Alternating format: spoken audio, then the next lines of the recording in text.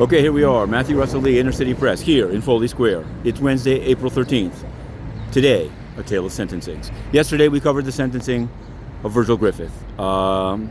He'd worked at the Ethereum Foundation. He'd gone to North Korea and spoken at a cryptocurrency conference. We've covered his case from the beginning. He was detained, he was released, he was remanded for trying to get money out of a Coinbase account. Anyway, yesterday he came up for sentencing. His lawyer, Mr. Brian Klein, wanted 2 years, of which he served quite a bit. He actually wanted double credit for the 10 months that he served, so it would have been a very short sentence. The guidelines said 63 to 71, and Judge Castell went with 63 big months. You can find it online, and you can think about it. Ukraine sanctions came up, and I'll get to that in a moment.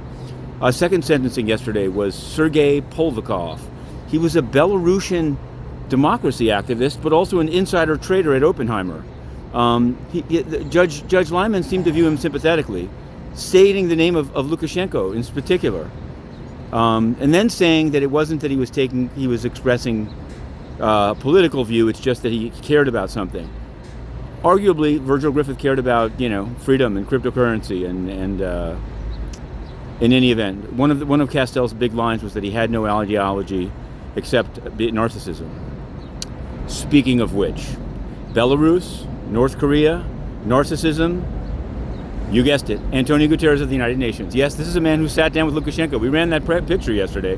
Not just sat down with him. This is a man that will do anything